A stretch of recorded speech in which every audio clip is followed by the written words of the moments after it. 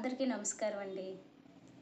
మనందరమే ఈ భూమి మీద ఆరోగ్యంతో, ఆనందంతో, ఆయురారోగ్యాలతో జీవించడానికి వచ్చాము. ప్రతిరోజు మన జీవితంలో మనకు అయిపోయిన కాలం గుర్తొస్తుంది. ఎందుకంటే అప్పటికప్పుడే కొత్తదనం. ప్రతిరోజు రేపు మార్నింగ్ లేస్తున్నంటే మన జీవితంలో ఈ గతమంతా అయిపోయింది ఈ కాలం. ఒక్క నిమిషం కూడా ముందుకు రాదు. ఉన్న సమయాన్ని మనము సార్థకం చేసుకోవాలి. ఎన్ని పుస్తకాలు చదివాము, ఎంతమంది గురువుల దగ్గరికి వెళ్ళాము, ఎంత నేర్చుకున్నాము, ఎంత భగవంతుడిని ప్రార్థిస్తున్నాము అనేది కన్నా ఎంత తెలుసుకుంది ఆచరిస్తున్నాము, ఎంత ఇష్టంగా ఆనందంగా జీవిస్తున్నాము, ఎంత మంచి పని చేస్తున్నాము అనేది ముఖ్యం. అది ఎప్పుడైతే ఉంటుందో మనలో మనసు సంచలనం నుంచి బుద్ధి వికాసంలోకి వెళ్తాం. మనం ఎప్పుడు సాటివారితో జీవితం పోల్చుకోకూడదు. ఎందుకంటే రకరకాల పాత్రలు ఇక్కడ పోషించడానికి వస్తారు అందరూ. వారి పాత్రలో వాళ్ళు ఉంటారు.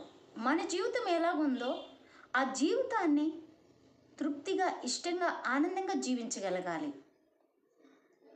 ఎందుకంటే ఎప్పుడు ఇతరులతో పోల్చుకుంటే జీవితంలో మనకు లోపాలే కనబడతాయి.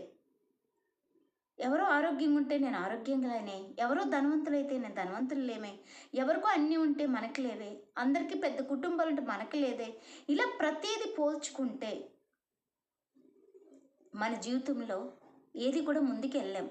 కానీ మనతో మనము ఏం చెయ్యాలనుకుంటున్నామో, ఒక జాబా, చదువా, వ్యాపారమా, ఆధ్యాత్మిక ఎదుగుదల, ఇతరులకు సాయం చేయడమా, భూమిత రక్షణకు ఉపయోగపడ్డమా, దేంట్లో నీకు ఇంట్రెస్ట్ ఉందో దాంట్లో దృఢంగా పూర్తి విశ్వాసాన్ని పెడితే తప్పకుండా అది సాధించగలుగుతాము. గురువులు చెప్తూ ఉంటారు, ఇతరులతో పోల్చుకోవద్దు. ఒకవేళ పోల్చుకున్నా అది నీ సాహసానికి, నీ శక్తికి చేయగలిగితే వెళ్ళు. కానీ అవ్వలేనప్పుడు నిరాశ పొందొద్దు, నిస్పృహ పొందొద్దు. నువ్వేం చేయగలిగితే అదే.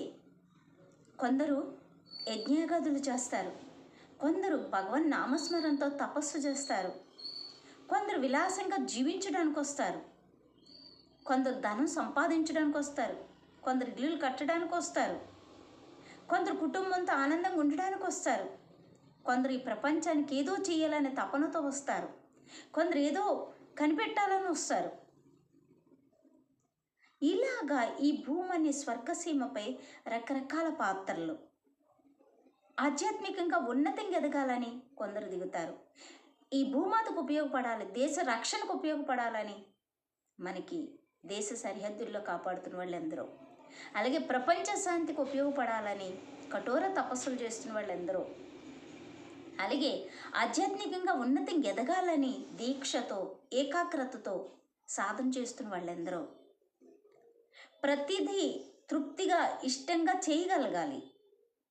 ప్రతిదీ ఇష్టంగా, తృప్తిగా చేయగలగాలి. ఎవరో వచ్చి నేనేదో అంటే ఇంకా జీవితమే లేదు అనుకోకూడదు. నీ జీవితం ఏంటో నీకు తెలుసు, నీ ఓపిక ఏంటో నీకు తెలుసు, నీ స్థితి ఏంటో నీకు తెలుసు. అందువల్ల గతాన్ని మంచి ఉంటే తలుచుకో, చెడు ఉంటే వదిలే, వర్తమానంలో జీవించు, భవిష్యత్తు ఇంకా బాగుంటుంది. ఏమీ తెలియకపోయినా కాస్త కళ్ళు తెరుసో కళ్ళు మూసో కూర్చొని నా జీవితము ఆనందమయం కావాలి, ఈ భూమి మీద ప్రాణం ఉన్నంత వరకు నేను ఆనందంగా జీవించగలగాలి, ఈ విశ్వంతో నేను మమేకం అవుతాను అనుకుంటే చాలు, ఆ ప్రకృతి నుంచి మనం ఎన్నో పొందగలుగుతాము. ఎందుకంటే ఇక్కడ మానవ జీవితం అంటే క్షణం క్షణం కూడా ఎన్నో ఎదుర్కొని నిలబడాలి. ఎన్నున్నా, సమస్త భోగాలున్నా ఏదో కావాలి. అందుకే కనీసం ఇప్పుడు చూస్తున్నాం, పూర్వకాలం కన్నా ఇప్పుడు మరీ భయంకరంగా ఏ క్షణంలో ఎలా ఉంటుందో ఈ భూమండలము, ఈ ప్రకృతి ఎలా ప్రళయతాండము, ఎలా విలయము, ఎలా జరుగుతుందో ఎవరికి అర్థం కాదు. భవిష్యత్తు ఎవరికి తెలియనివ్వదు నేచరు, కాస్త కూస్త తెలుస్తుంది అంతే. అందువల్ల ఇవన్నీ చూసిన తర్వాతైనా మనిషిలో మార్పులు వస్తాయి. కరోనా నుంచి ఎంతోమందికి మార్పులు వచ్చాయి. ఈ విపత్తుల నుంచి ఎందరికో మార్పులు వస్తున్నాయి. మనిషి జీవితం ఎలా ఉంటుందో అర్థమవుతుంది. అందుకే వీలైనంత వరకు ఎక్కువ ఆధ్యాత్మికంలో ఉంటున్నారు. అయితే మన చుట్టూ మనకు కనిపించేది ఎంతసేపు అసూయ, ద్వేషాలు, రౌద్రము, కోపము, లేదా ఇతరులు బాధించడం, నొప్పించటం రకరకాలుగా మనకు కనబడతాయి. ఎందుకంటే ఎక్కువ భూమి మీద అదే ఉంది కాబట్టి. అలాగే ప్రపంచ శాంతి కోసం వచ్చిన వాళ్ళు కూడా ఎందరో ఉన్నారు.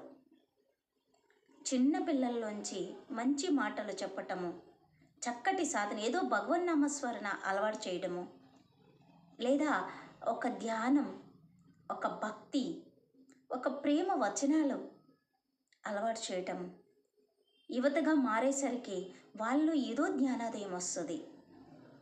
ప్రతి మనిషికి ఇప్పుడు మనం ఎన్నో చూస్తున్నాము. ఎంతో టెక్నాలజీ పెరిగింది. ప్రతి సబ్జెక్టులో నుంచి కానివ్వండి, లేదా ఒక సెల్ల నుంచి కానివ్వండి, లేదా పుస్తకం ద్వారా కానివ్వండి, ఒక మనుషుల నుంచి ఎన్నో కాన్సెప్ట్లు మనకు అర్థమవుతున్నాయి. అన్నీ వింటున్నాం, మళ్ళీ అక్కడే ఉంచేస్తున్నాం. ఎన్ని విన్నాము కాదు, కనీసం మన కోసం మనం ప్రశాంతంగా జీవించడానికైనా ఏదో ఒక మాట పట్టుకుందాం. ఏమీ కాపోయినా మౌనం ఉంటే చాలు. ఒక మంచి పని జరుగుతున్నప్పుడు ఆ పనికి అడ్డు వెళ్ళకుండా ఉంటే చాలు. ఇతరులను నొప్పించకుండా ఉండగలిగితే చాలు.